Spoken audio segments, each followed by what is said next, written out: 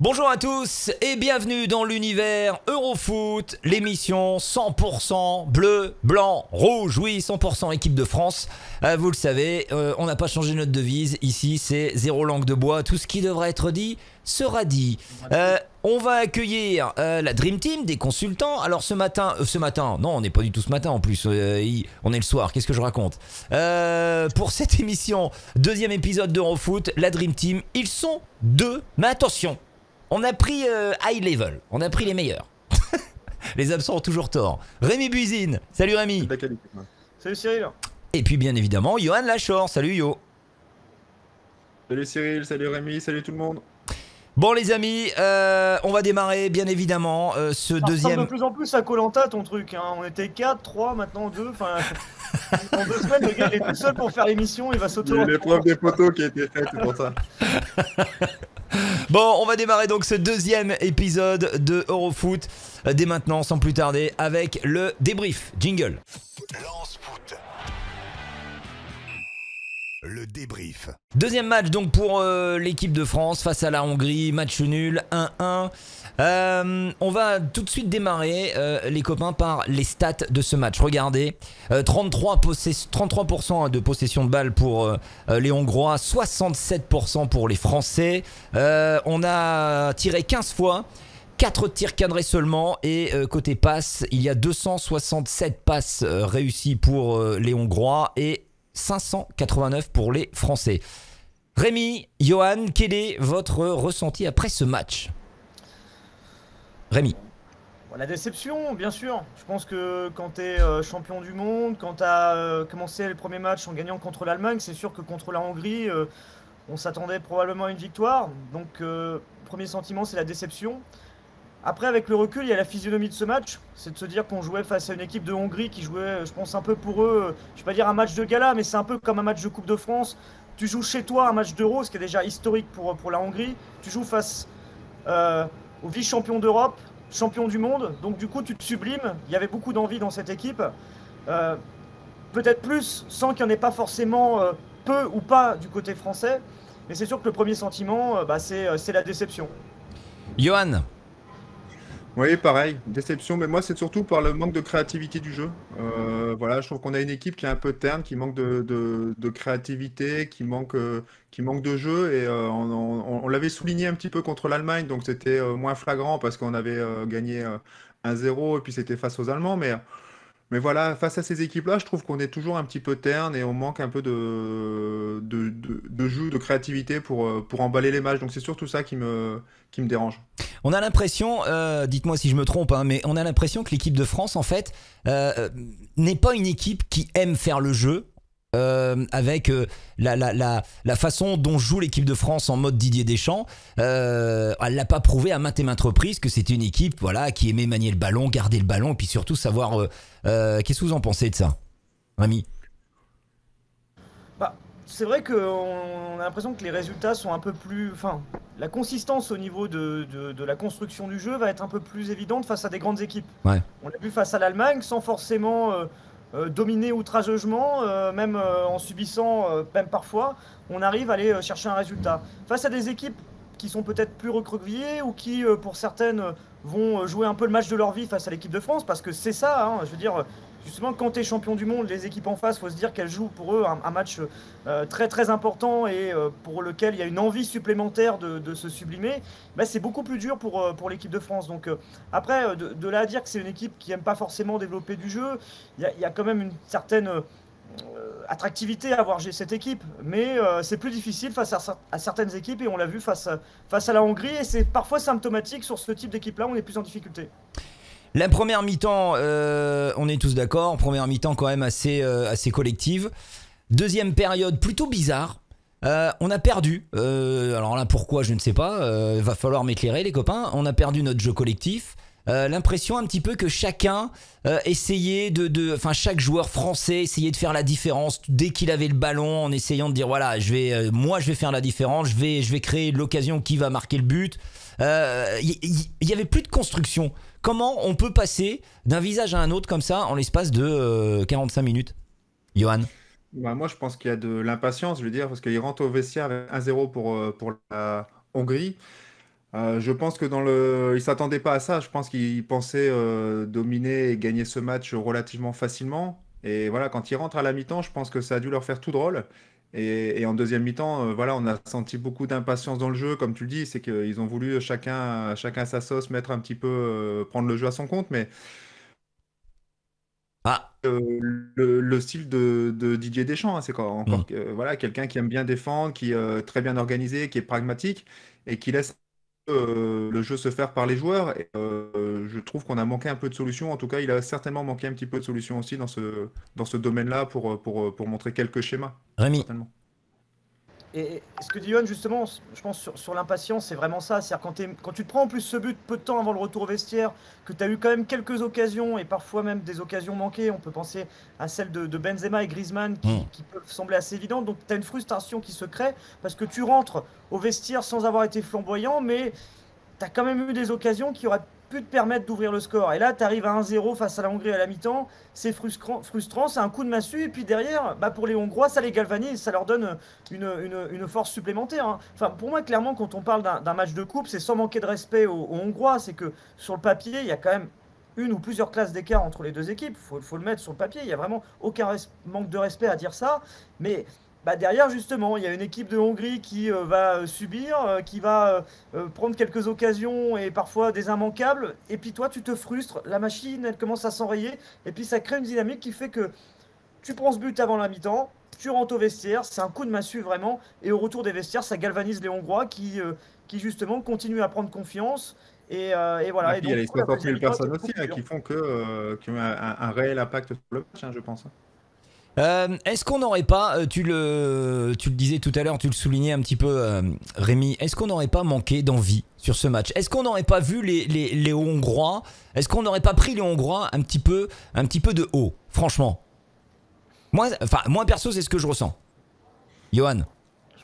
Ouais, après c'est le sentiment, c'est voilà, un peu de suffisance Ouais. certainement, parce qu'on s'attendait vraiment à un match à notre portée et que c'était un match qu'on aurait dû remporter relativement facilement. Mais encore une fois, que ce soit contre n'importe quelle équipe, surtout face à des Hongrois qui étaient galvanisés par leur public, voilà, il y a un minimum à faire à chaque match pour le remporter, surtout à ce niveau-là. Donc, et là, je pense que voilà, les joueurs, simplement, en entrant sur le terrain avec leur qualité, pensaient que ça allait bien se passer. Peut-être se reposer aussi sur le partenaire. Bon, si c'est pas moi, ce sera Benzema. Si ça sera, bah, ce sera Hmm. Mbappé, ce sera Mm. Griezmann, ce sera Pogba. Voilà. Et à un moment donné, bah, tout le monde se cherche un peu. Tout le monde attend peut-être le réveil du partenaire. Et à un moment donné, on se noie là-dedans, quoi. On oublie les principes qui font la réussite. Après, comme tu le disais, Yo, effectivement, devant 55 000 personnes, un public chauffé à blanc, très très chaud, la température aussi, mais bon, il faisait chaud pour les deux équipes. Je dis pas qu'on n'avait pas envie, mais je pense qu'on avait moins envie de gagner que les Hongrois. Non, mais Rémi. c'est ça justement, c'est peut-être la subtilité elle est dans ta phrase justement. Parce qu'on peut pas dire que les Français n'avaient pas envie, mais sont tombés face à une équipe de Hongrie qui avait plus envie qu'eux. Eux, ils jouaient probablement le match de leur euro, encore une Ouais. fois. Vice-champion d'Europe, champion du monde, tu joues chez toi dans un stade plein. Pour la Hongrie, c'est vraiment un match historique. Donc, du coup, il y a une envie qui est décuplée.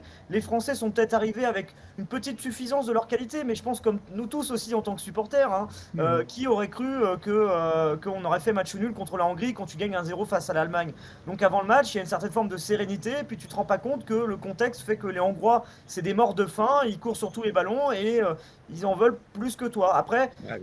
je ne parlerai pas forcément d'une forme de suffisance sous le côté manque de professionnalisme, parce que parfois on a tendance à mettre la suffisance de ce côté-là. C'est-à-dire à des matchs, par exemple des matchs de coupe, où on a des équipes qui passent totalement à travers parce qu'ils s'en foutent totalement. Voilà, il y a une petite suffisance, mais elle n'est pas au point de la faute professionnelle. On n'a peut-être pas abordé ce match de la meilleure des façons. Tu t'encaisses ce but avant la mi-temps, ça enraye la dynamique, et puis voilà ce que ça fait derrière. Après, je pense que c'est une bonne leçon pour l'équipe de France. C'est bien pour la suite, c'est bien que ça arrive maintenant. Parce que c'est aussi une leçon de vie, je pense, pour le groupe, c'est de se dire, tous les matchs vont être compliqués, ça va être difficile, même face à des équipes plus petites, il faut y aller. Et le risque que tu as quand tu es champion du monde, que en plus tu gagnes face à l'Allemagne, c'est de faire preuve aussi de facilité pour la suite de la compétition en disant bah, tout est acquis, tu es supérieur, donc juste en jouant sur nos qualités individuelles, bah, on va réussir à le faire sans trop pousser. Bah là, c'est un avertissement face à la Hongrie, c'est de se dire, bah non, il faut y aller, il faut charbonner, il faut se donner vraiment à fond, à fond. Et peut-être tant mieux que ça arrive maintenant, parce que je pense que ça peut aussi être un électrochoc pour la suite. Alors après, il y a quelques chiffres sur ce match. Il faut savoir que depuis le début de cet Euro, toutes les équipes tournent en moyenne à 105, 106, 107 km parcourus pendant un match. Aujourd'hui, la France a fait, contre la Hongrie, a fait donc 99 km. Sur cette rencontre, donc ils ont quand même nettement moins couru. Physiquement, on a senti une vraie baisse. Un Pogba en dedans, on en parlera en détail, hein, parce que je sais que Yo, tu voulais t'atteler aussi un petit peu Pogba. On en parlera. Donc Pogba, on a trouvé une équipe de France quand même assez fatiguée. Vous êtes d'accord avec ça, Yo? Moi, je pense que la chaleur a joué un réel rôle aussi, quoi. Il faisait 37 degrés, ça devait être une fournaise à l'intérieur du stade. Peut-être que l'équipe de France n'était pas prête à jouer sous ces conditions. Donc voilà, ça, je pense, voilà, en l'ayant vécu, c'est vraiment difficile. Après, ça s'explique aussi, peut-être cette différence de course par le fait qu'on avait le ballon très souvent, même si c'était stérile, mais on a quand même eu le ballon beaucoup. Donc après, on a fait tourner le ballon pour essayer de trouver des solutions, mais on n'avait pas besoin non plus de courir plus que ça, quoi. Donc les conditions, plus le fait de maîtriser le match, comme tu disais, c'est 67% de Ouais. possession de balle. Donc ça fait aussi qu'à un moment donné, mais la difficulté, c'est que c'était une possession stérile, quoi. Ouais. Donc ça, c'était un peu gênant. Le 4-3-3 de Didier Deschamps avait bien marché face à l'Allemagne, face aux Allemands. Il a renouvelé donc l'expérience contre la Hongrie face à une équipe qui, on le savait, allait jouer dans son camp. On savait très bien que la Hongrie, sur les 90 minutes, allait jouer avec un bloc bas. Est-ce qu'on ne devait pas opter pour un système beaucoup plus offensif, les garçons? Rémi, Yo. Rémi. C'est toujours facile à dire après, hein. Mais oui, on aurait pu, oui, sous la forme d'un 4-4-2, pourquoi pas avec 2 ailiers, 2 pointes. Mais après, je pense que c'est bien aussi de garder une certaine forme de constance dans le dispositif de jeu. Enfin, si on change chaque 4 matins, ça va être un peu compliqué. Je voyais par exemple qu'il y avait des débats dans les médias de dire est-ce qu'il faut faire tourner face à la Hongrie ou pas. Didier Deschamps semble vouloir garder le choix de la constance, et c'est ce qu'il avait fait précédemment, c'est-à-dire de garder un système de jeu qui va pas trop évoluer, une équipe type où ça change pas beaucoup. Seulement, bon, la dernière fois à la Coupe du Monde, quand tu as le 3e match que tu es qualifié, tu peux faire un peu tourner, mais moi, je n'aurais pas de critique particulière à faire de ce côté-là. Je pense que c'est plutôt un bon choix d'un point de vue esprit de la compétition. Si tu penses sur un seul match, peut-être, mais si tu penses sur l'ensemble de la compétition où il faut justement développer les automatismes et aussi notamment avec un Karim Benzema qui est de retour, où il faut justement essayer de créer quelque chose, bah, c'est des matchs comme ça où il faut garder une certaine forme de constance. Yo, t'es d'accord avec Rémi? Ouais, c'est un choix difficile pour le sélectionneur parce qu'effectivement, il y a quand même ce nouveau système où il faut que Mbappé, Benzema, Griezmann trouvent des cheminements ensemble. Et face à des équipes comme ça, c'est vrai que des joueurs comme Dembélé, des joueurs qui aiment percuter, qui aiment mettre un peu de folie dans le match, ça peut aussi amener beaucoup de choses. Donc, je pense qu'il y a eu un réel dilemme certainement dans la tête de Didier Deschamps par rapport à ça. Mais là-dessus, je rejoins Rémi, c'est qu'à un moment donné, il a privilégié la constance et la continuité du parcours qui devrait être quand même assez loin, je l'espère, voilà, pour avoir une cohérence, en tout cas, dans ce qu'il souhaite faire, dans ce qu'il souhaite faire derrière. On va regarder tout de suite qui a été élu Café Crème des supporters. Jingle. Lance Foot. Le café crème des supporters. Alors, le Café Crème des supporters, ça a été très serré. Qui est le café crème donc de ce match France-Hongrie? Eh bien, c'est N'Golo Kanté. 40% des supporters ont voté N'Golo, mais attention, 39%. Donc ça s'est vraiment joué d'un rien avec Antoine Griezmann. Ensuite, on a Lucas Digne, 13% qui complète le podium. Johan, Rémi, est-ce que vous auriez voté Kanté ou Griezmann? Rémi. Moi, j'aurais voté Yo. Kanté. Oh, pardon. Vas-y. Ouais, j'aurais voté Kanté parce qu'il est fidèle à lui-même, quoi. Je veux dire, s'il y a bien un joueur qui est toujours au même niveau, c'est lui. Ouais. Griezmann, c'est sûr que sur le match, il marque le but. Après, je trouve qu'il n'a pas toujours été judicieux dans ses déplacements et dans ses choix de passe. Mais voilà, N'Golo Kanté, pour moi, c'est vraiment la valeur sûre de cette équipe. Rémi, Kanté Pareil ou que Griezmann? Parce que N'Golo Kanté, oui, c'est la constance. C'est-à-dire que l'un des gros soucis qu'on a dans le football, c'est l'irrégularité des joueurs. C'est-à-dire que des fois, tu peux avoir une équipe sur le papier, et puis tu as un joueur, même plusieurs, qui vont passer au travers sur plusieurs matchs ou une longue période. Bah, tu vois qu'avec N'Golo Kanté, tu as une valeur sûre au milieu où bah, il est toujours là, il est toujours au niveau, il fait toujours le taf et il a été très précieux, je pense, face à la Hongrie. Et il sera l'un des atouts, surtout quand tu as Pogba qui était justement un peu en dessous par rapport à l'Allemagne. Donc heureusement qu'il était là au milieu de terrain. Griezmann a fait un très bon match aussi. Hein. Je pense que sur le plan offensif, c'est lui qui a tiré ses coéquipiers vers le haut. Mais bon, il a aussi eu certains moments des manques de réussite. Hein. On peut penser notamment en première mi-temps cette occasion qui rate alors qu'on a l'impression de voir un but ouvert. Enfin, c'est même pas on a l'impression, le but semble ouvert. Et donc voilà. Donc Kanté, clairement. Bah apparemment, tiens, on a qui on a Biki Yala. Je vais y réussir. Biki Yala qui nous envoie un petit message qui fait Griezmann. Moi je vote Griezmann pour le but égalisateur et la débauche d'énergie. Il a essayé de tirer tout le monde vers l'avant, mais malheureusement ça n'a pas suffi. Après le café crème, on va t'atteler par derrière. Beaucoup de supporters ont pointé du doigt un joueur et je pense que vous avez trouvé lequel. C'est bien évidemment Benjamin Pavard. Quelques messages avant de vous donner la parole. Johan qui dit tacle par derrière. Les deux pieds décollés au-dessus du genou, s'il vous plaît, pour Pavard. Catastrophique défensivement, inexistant offensivement. Incroyable de le laisser sur le terrain après sa première mi-temps. Et puis Dewil qui dit Pavard, c'est une sacrée merguez qui ne doit pas porter ce maillot. Pavard, c'est un but contre l'Argentine, sinon c'est une fraude. Bouffé dans les duels en vitesse et quand il a le ballon, il joue vers l'arrière. Johan, c'est également un de tes tacles, mais il n'y a pas que Pavard, hein, mais on va commencer par lui. Qu'est-ce que tu penses de la prestation donc, de Benjamin Pavard sur ce match face à la Hongrie? Ben, un peu tout ce qui a été dit, non, mais voilà, c'est un match. Alors, moi, je trouve qu'il est plutôt en difficulté. C'est un pur défenseur, mais je trouve pas qu'il a les qualités pour être vraiment le latéral moderne. Donc voilà, donc il fait, voilà, par contre, il a un état d'esprit irréprochable, donc il essaie vraiment de faire de son mieux par rapport à ce poste, mais voilà, je le trouve toujours un petit peu emprunté, que ce soit défensivement, offensivement, il n'a pas toujours le geste juste, il n'a pas, voilà, défensivement, dans le placement, de temps en temps, c'est un peu limite. Heureusement qu'il y a quand même un joueur à côté de lui avec Varane, qui est super intelligent et qui, malheureusement, sur le but là, contre la Hongrie, il n'a pas pu le faire, mais voilà, je trouve que c'est effectivement pour moi le joueur le plus faible, toute proportion gardée évidemment, hein, ça reste un bon joueur, mais toute proportion gardée, ça reste pour moi le joueur le plus faible de l'équipe de France. Après, quand je lisais un peu les déclats de Didier Deschamps sur Pavard, il dit, je cite, en difficulté, point d'interrogation, c'est votre analyse, en parlant aux journalistes, il a tellement participé à la phase offensive, ça lui a coûté du jus dans la phase défensive. Il maîtrisait quand même, a expliqué donc Didier Deschamps en conférence de presse. J'ai l'impression qu'on n'a pas vu le même joueur, Rémi. Mais moi ça me dérange pas, je pense que Didier Deschamps il protège son groupe et peut-être qu'il lui dit les choses dans le vestiaire. Enfin, j'ai l'impression que Didier Deschamps a toujours été plutôt comme ça et ça aurait été plutôt mal vu d'attaquer un joueur comme ça publiquement en conférence de presse.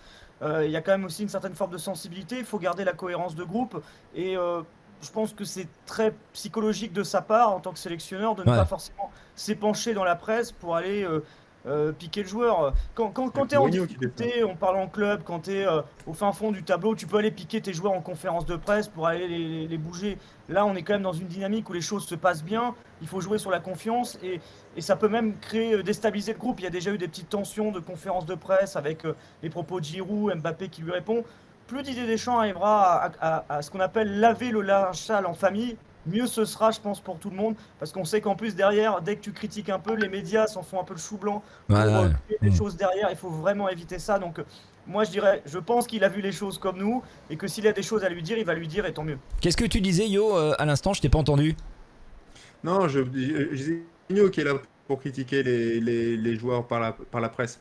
Moi, Rémi, c'est judicieux de sa part. Enfin, je le vois pas attaquer un joueur directement comme ça. Enfin, voilà, pour flinguer le joueur et flinguer le groupe, c'est ce qu'il y a de mieux à faire. Donc, non, Didier Deschamps est très, très fort là-dessus. Ouais, c'est vrai qu'en com, il est pas mal, le Dédé. Tiens, puisqu'on est sur Pavard, on va revenir quelques instants sur le but hongrois, parce que au tout début de l'action, je sais pas si vous avez fait gaffe les gars, mais il y avait une grossière erreur quand même de Kimpembe.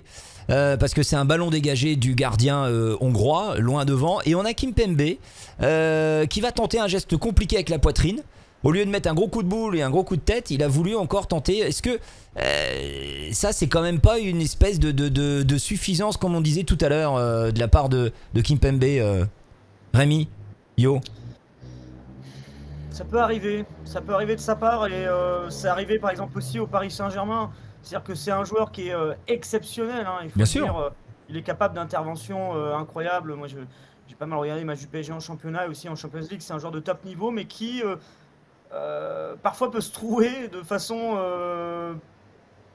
tellement peu évidente que voilà. Et c'est encore là-dessus où il peut progresser, je pense, encore au niveau pour rentrer dans les défenseurs de classe mondiale. Il en est très très proche aujourd'hui, mais il lui manque encore ce petit truc pour passer ce palier au-dessus de ces petites erreurs. Après, bon voilà, quand t'es joueur au niveau, plus quand tu joues en charnière centrale, dans une saison, il n'y a jamais de 100% de réussite. Donc, mais il peut encore légèrement progresser là-dessus, quoi. Yo, t'aurais été à la place de Kimpembe, t'aurais fait quoi? T'aurais mis un coup de tête ou un amorti de la poitrine?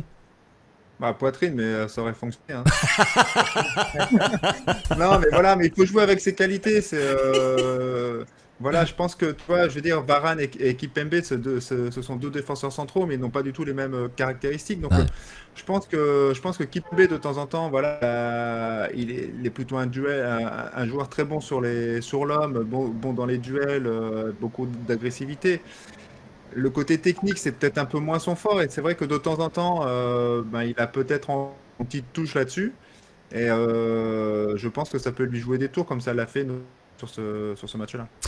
La prestation de Pogba, énorme face à l'Allemagne, transparent contre la Hongrie. Qu'est-ce qui se passe? Pourquoi on peut passer d'une prestation comme ça à une autre avec autant de décalage? Bah, moi, ce qui me gêne chez Pogba, déjà, c'est qu'il est coutumier du fait, quoi. Je veux dire, il est capable de faire des matchs incroyables. Pendant 2-3 matchs, on ne le voit pas. Alors, quelle explication, je veux dire, il faudrait peut-être un petit peu plus. Voilà, est-ce qu'il n'a pas tendance à s'enflammer un petit peu quand il a fait un gros match et qu'on l'encense dans tous les, comme on l'a fait après l'Allemagne? Peut-être c'est le cas. Après, voilà, c'est difficile de porter un jugement parce qu'encore une fois, on ne le connaît pas plus que ça. Mais c'est l'impression que ça donne, en tout cas, vu de l'extérieur et de mon point de vue, c'est que ce joueur, voilà, dès qu'on l'enflamme un peu, derrière, bah, ça joue un peu sur ses acquis. Alors, ça reste un immense joueur capable de faire des choses incroyables. Mais c'est vrai que moi, j'attends un petit peu plus de constance et d'être capable, voilà, sur un Euro, de faire 5 ou 6 matchs de la qualité qu'il a pu faire contre l'Allemagne. Le duo Pogba-Rabiot, super décevant, hein.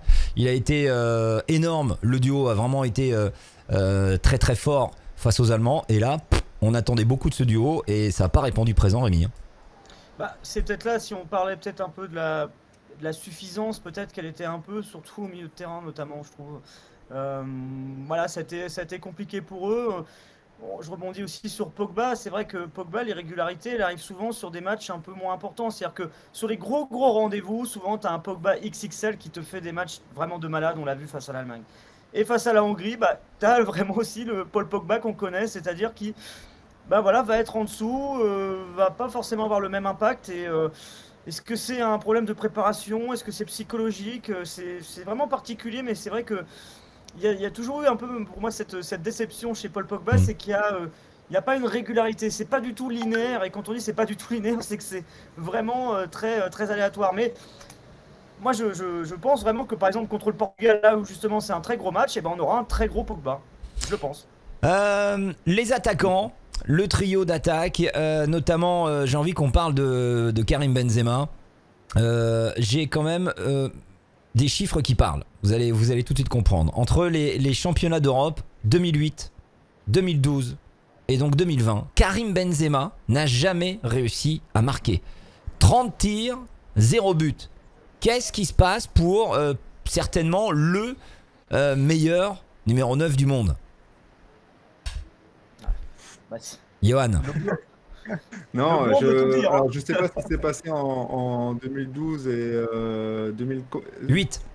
Combien t'as dit? 2008. 2008 et 2012, je sais pas ce qui s'est passé, mais j'ai l'impression, encore une fois, c'est ce que je disais contre l'Allemagne, c'est que il se cherche complètement dans le dispositif. J'ai l'impression que sa place avec Mbappé, voilà, c'est pas quelque chose pour lequel il a l'habitude de travailler. Donc, je pense qu'il se cherche par rapport à ça. Et ensuite, je pense qu'il doit aussi avoir une grosse pression. Je veux dire, c'est son retour, une grosse attente autour de lui, de tout le monde, que ce soit de la presse, mais aussi des spectateurs. Ah, on a été coupé par avec Yo. Rémi, le cas Benzema. Par rapport à Benzema, je disais le silence, il voulait tout dire parce qu'on avait un peu de mal à prendre la parole là-dessus parce que c'est quand même pas évident. Je veux dire, si aujourd'hui lui-même n'a pas la solution et le staff, c'est qu'il y a un problème, il y a peut-être un problème assez profond, problème de confiance peut-être aussi, c'est-à-dire que quand il est en club, voilà, il a ses automatismes, il a son environnement. En sélection, il y a toujours une pression énorme autour de Karim Benzema et là, cette pression elle est d'autant plus décuplée, c'est qu'il y a une attente de la part du public. C'est-à-dire qu'il y a une partie du public qui attendait son retour avec une impatience énorme, mais du coup, c'est une pression qu'il a sur ses épaules. Et j'ai l'impression que cette pression qu'il a, pour lui, c'est un peu... il y en a par exemple qui arrivent à se sublimer dans la pression, bah, lui, ça a l'effet contraire et ça l'annihile totalement. On voit sa réussite devant le but hier. Voilà, on dit souvent qu'un ballon, ça passe à peu de choses, mais il y a aussi un signe justement de la réussite que tu arrives à provoquer. Quand justement tu dis à 30 tirs et à 0 but marqué, c'est qu'il y a un souci. Il y a un souci aujourd'hui pour lui de confiance. Mais je garde un peu d'optimisme pour lui dans le sens où s'il arrive à débloquer le compteur, derrière, Ouais. ça peut créer une dynamique. Mais là, tu te retrouves avec quelque chose qui est très compliqué pour Didier Deschamps parce que tu te retrouves aussi à devoir gérer l'équilibre d'un vestiaire. C'est-à-dire que Karim Benzema, pour l'instant, tu continues à le faire jouer en espérant qu'il marque et qu'il ait le déclic. Et d'un autre côté, tu as un Olivier Giroud sur le banc qui, il n'y a pas longtemps, match de préparation, tu as claqué un doublé. Et donc, jusqu'à quel moment tu peux lui garder cette confiance? Je pense que pour le Portugal, il sera titulaire, mais s'il ne marque pas encore et qu'il y a une prestation compliquée, ça va devenir un choix très compliqué pour Didier Deschamps parce que ça va devenir un débat. Et le débat qu'on a, nous, ils l'auront aussi. Je pense les joueurs entre eux, c'est quand même quelque chose qui fait causer, même dans le groupe. C'est vrai que ça, le choix de garder et de croiser les doigts pour que Benzema ait le déclic en plantant un but ou alors mettre Giroud, quel dilemme. Yo, tu es à la place de Deschamps, tu fais quoi? Bah, j'aimerais pas être à sa place justement. C'est parce que non, mais c'est la problématique. Enfin, encore une fois, on est tous contents d'avoir autant de joueurs de cette qualité, mais c'est aussi une problématique parce qu'à un moment donné, c'est lequel je mets sur le terrain. Je gagne des matchs en même temps, il faut que je préserve une sorte d'environnement viable pour le groupe et pour les joueurs. Donc voilà, c'est hyper compliqué pour Deschamps, à mon avis, là, de gérer entre le psychologique et la réalité du terrain. Il y avait un autre joueur que tu voulais t'atteler, Yo, c'est Dembélé. Qui est, alors je suis un peu d'accord avec toi parce que franchement Dembélé, sa prestation a pas été jolie. Il a perdu 8 ballons et il a réussi 0 dribble. C'est quand même parlant. J'ai l'impression que Ousmane Dembélé, en fait, dès qu'il avait la balle, j'ai l'impression qu'il voulait, enfin voilà, il voulait tout faire tout seul. Il voulait dribbler 15 joueurs et il voulait aller marquer. Et sauf que ça a jamais marché. Yo. Quel club, à chaque fois, il fait ça. Enfin, c'est un joueur alors, avec des qualités de dribble exceptionnelles, mais Ouais. qui manque certainement un peu de réflexion dans le jeu. Et voilà, ça va tout droit, ça rentre dans le mur quand des fois il faut faire un petit peu autre chose.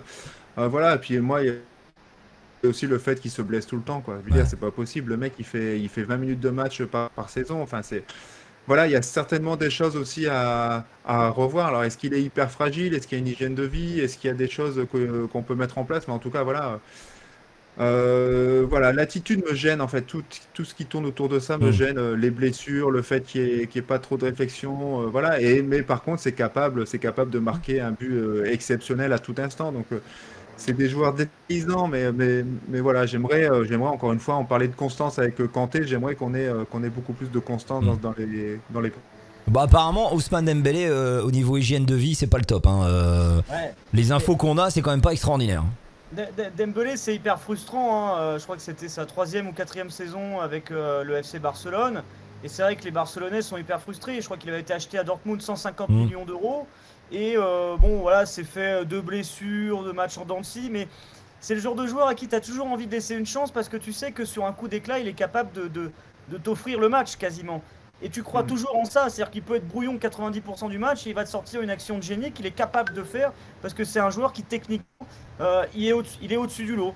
Là par exemple, s'il a réussi à avoir sa place dans le groupe des 26, c'est parce qu'il a fait une belle fin de saison avec le FC Barcelone. Faut savoir qu'il y a un an, ils étaient prêts à le jeter pour pas grand-chose, alors que quand tu l'as acheté 150 millions, c'est que tu as quand même envie au moins de le revendre pour un bon prix. Là, ils se sont dit, bon, on va essayer de limiter la casse. Et finalement, il a fait quelques bons mois avec le FC Barcelone, où a priori, au niveau de l'hygiène de vie, ce serait un petit peu mieux, parce que c'est aussi ça qui lui a permis de revenir au niveau des performances. Mais en équipe de France, bah, c'est pas encore... Et peut-être que c'est aussi le même truc que Karim Benzema, c'est-à-dire c'est le joueur qui... et pas du tout un indiscutable, qui revient de loin et qui doit se faire une place et qui du coup c'est un peu voilà, c'est psychologiquement hein, le talent il est indéniable, mais il y a quelque chose qui bloque quoi. Et est-ce que ça se débloquera un moment, c'est ça qui est compliqué à dire. Le classement donc de ce groupe, la France est en tête avec 4 points, deuxième l'Allemagne avec 3 points, Portugal donc 3 points et quatrième Hongrie 1 point. Prochain match chaud bouillant contre le Portugal qui s'est fait exploser face à l'Allemagne. Johan, tu voulais souligner justement la prestation des Allemands qui ont déroulé, c'était un match sublime. Ouais, je m'attendais pas à cette prestation en fait. Donc voilà, pour moi, les Portugais allaient remporter ce match assez facilement parce que voilà, les Allemands les ai trouvés en manque de créativité, en manque de réussite, d'imagination en tout cas contre la France, avec des attaquants pas forcément en réussite non plus. Donc voilà, je me suis dit, ça va être une équipe d'Allemagne qui cherche son foot depuis quelques temps. Et voilà, et là, ils se sont réveillés sur ce match-là avec vraiment une prestation haut de gamme, avec les joueurs en jeu, de l'engagement tel qu'on a connu l'Allemagne auparavant. Donc voilà, moi j'ai été agréablement surpris. Et ça fait du bien de retrouver une équipe d'Allemagne voilà, avec autant d'envie, autant de réussite. C'est une grande nation du foot et on en a besoin, on en a besoin pour prendre simplement un peu de plaisir, quoi. Alors la France sera qualifiée, hein. Il y a plusieurs possibilités. Si les Bleus s'imposent face au Portugal, normal, la qualif sera donc dans la poche pour les Français qui termineront en tête du groupe F. La France sera qualifiée si on fait match nul face au Portugal. Le match nul donc suffira puisqu'on restera devant les Portugais. En revanche, on pourra perdre notre leadership de la poule en cas de victoire des Allemands face aux Hongrois et la France sera qualifiée, troisième possibilité. Si la France perd contre le Portugal mais termine dans les 4 meilleurs, troisième. Quel 11 de départ pour le Portugal? Est-ce que vous faites des changements face à cette équipe ou pas, Rémi? Je dirais non. Pour la constance du groupe, voilà, il faut essayer de garder l'équipe. Je comprends le débat peut-être par rapport à Pavard ou Benzema, mais c'est peut-être pas le moment. Je pense surtout vraiment pour une certaine cohésion du groupe. On serait dans une saison de football, on parle championnat Ligue des Champions, pas de souci, on peut changer des choses, etc. Mais on est en sélection, c'est quelque chose d'assez différent et je trouve que garder une certaine forme de constance, c'est important. Johan, tu fais des changements toi? Non, je pense que voilà, il va chercher, je rejoins Rémi, il va chercher à garder la confiance du groupe, c'est-à-dire que changer à ce moment-là, ce serait une sorte de à mon avis pour certains joueurs, donc il va garder cette volonté. D'ailleurs, en conférence de presse, il a dit qu'il avait entendu qu'on pouvait faire quelques changements, mais j'ai pas l'impression qu'il soit parti pour en faire. Ouais. Merci messieurs, on verra ça bien évidemment la semaine prochaine, hein. Prochain match donc face au Portugal, on sera là. Merci de nous suivre, merci de votre fidélité, n'oubliez pas de liker cette émission et on se retrouve très bientôt pour le 3e épisode de Eurofoot. Merci Rémi, merci Yo, passez une belle semaine les copains. Bonne semaine à tous. Rémi, salut. Merci. Salut Yo. Salut, ciao. Salut tout le monde.